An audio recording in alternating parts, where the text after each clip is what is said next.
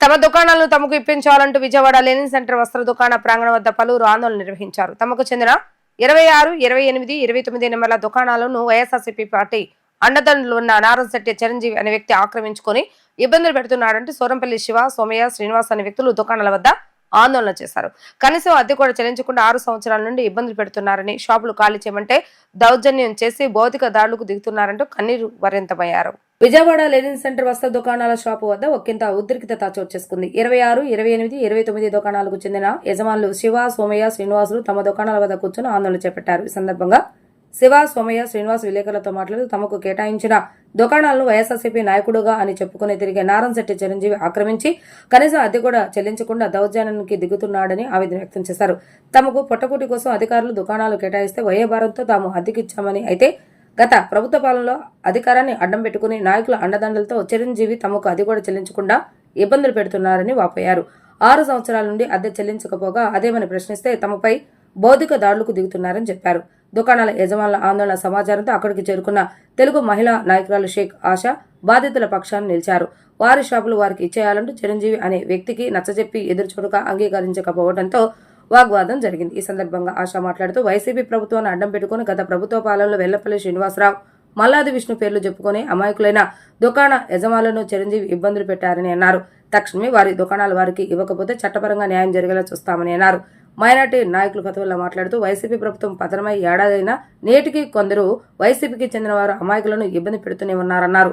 శివ, సోమయ్య, శ్రీనివాసుల వద్ద దుకాణాలకు సంబంధించి అన్ని పత్రాలు ఉన్నాయని, వెంటనే చిరంజీవి తాను అక్రమంగా నిర్వహిస్తున్న దుకాణాలను యజమానులకు అప్పగించాలని అన్నారు. నగరపాలక సంస్థ అధికారులు సైతం ఈ విషయంలో జోక్యం చేసుకుని లెనిన్ సెంటర్లో ఉన్న అన్ని వస్త్ర దుకాణాలను కేటాయించిన వారి నిర్వహించుకునేలా చర్యలు చేపట్టాలని అన్నారు. వస్త్ర దుకాణాల సముదాయం వద్ద జరిగిన ఈ గొడవల నేపథ్యంలో గవర్నర్పేట పోలీసులు అక్కడికి చేరుకుని పరిస్థితిని సమీక్షించారు. అద్దెలు ఇవ్వట్లేదండి, మాకు అద్దెలు ఇవ్వట్లేదండి.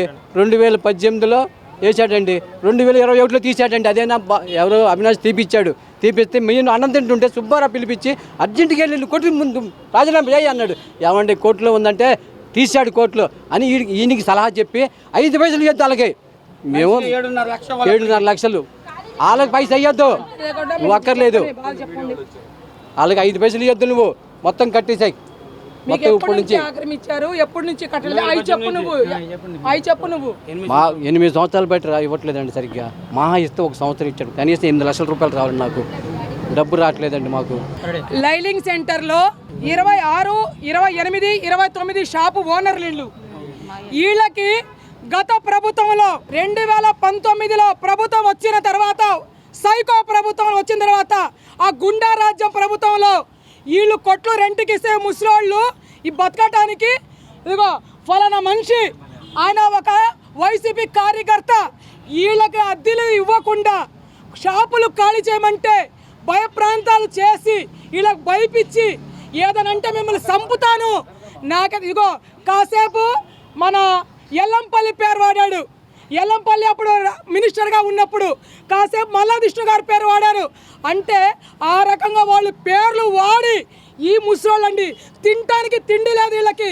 వీళ్ళు కనీసము కొడుకులు కూడా చూడలేని పరిస్థితిలో ఉంటే ఇవాళ మా షాపులు ఇవ్వు, మా రెంటులు ఇవ్వన్నా కూడా కనీసం రెంట్ కూడా ఇవ్వకుండా వాళ్ళ షాపులో వాళ్ళు వస్తే వాళ్ళ కొడతానికి, వాళ్ళ జనానికి, వాళ్ళ కుర్రోళ్ళకి తీసుకొచ్చి నుంచోబెట్టాడు.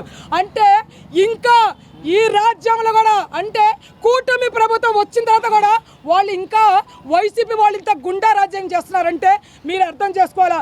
ఈ లైలింగ్ సెంటర్లో బీదవారికి బతకడానికి బడ్డీ కొట్లని ఆనాడు అన్న ఎన్టీఆర్ గారు స్థాపించింది. ఇది ఆ బడ్డీ కొట్లకి వీళ్ళేందో ముసోళ్ళు చేసుకోలేక ఏదో అద్దె వచ్చిందే మందులతో వాడుకున్నామని వాళ్ళు అద్దెకిస్తే అద్దె కొట్టేసి వీళ్ళని కొట్టేసి వీళ్ళని భయప్రాంతాలు చేస్తే వీళ్ళు వచ్చి రోడ్డు మీద నుంచి వచ్చింది.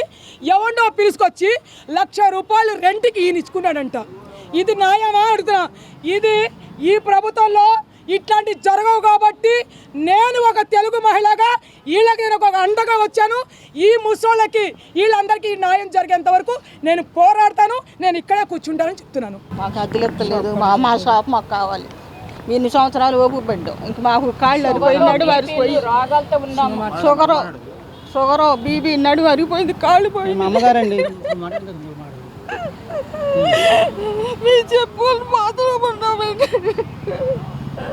ఇలా కూడా నిలబడలేదు కొద్దిసేపు కూడా షుగరు బీపీ కళ్ళు కనపడవు కాళ్ళు మోగాళ్ళు అరిగిపోయి నిలబడలేదు అద్దె ఇస్తాడంటే అద్దె ఇవ్వలేదు మమ్మల్ని ఎన్ని సంవత్సరాలు చేడిపించాడు కూడా మా షాపులు మాకు కావాలి మా షాపులే మాకు కావాలి. మా నాన్నగారు చనిపోయారు, దానివల్ల షాపు అద్దెకిచ్చి ఆ డబ్బులతో మమ్మల్ని పోసిద్దాం తీసుకున్నాం సార్. అది మా నాన్నగారు చనిపోయిన తర్వాత షాపు రెంట్కి ఇచ్చామండి. అంత ముందు వరకు మా నాన్నగారు రన్నింగ్ చేశారండి. ఇక మా వల్ల కాక మేము షాపు రెంట్కి ఇచ్చాం. చిరంజీవి అని అతనికి అద్దెకి ఇచ్చాం సార్. అద్దెలు కట్టకుండా మా కొట్టు మాది అన్నట్టుగా మాట్లాడుతున్నాడు సార్. మీరు ఎవరు మాట్లాడటానికి వచ్చి అన్నట్టు మాట్లాడుతున్నాడు.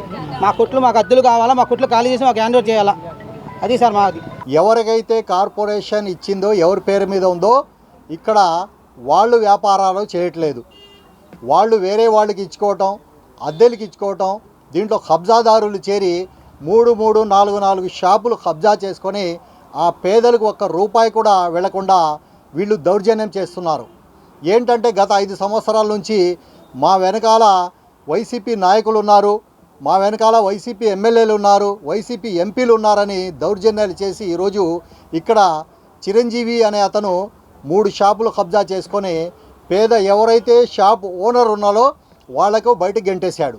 నేను ప్రభుత్వానికి, విజయవాడ మున్సిపల్ కమిషనర్కి, అలాగే విజయవాడ పోలీస్ కమిషనర్కి కోరేది ఏమిటంటే మీరు ఒక్కసారి ఈ షాపుల గురించి సర్వే చేయండి.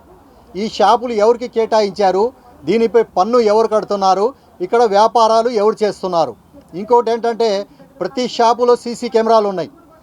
ఆ సీసీ కెమెరాలు చెక్ చేస్తే అసలు ఓనర్ ఆ షాపులో వస్తున్నాడో లేదో కూడా ప్రభుత్వానికి తెలిసింది.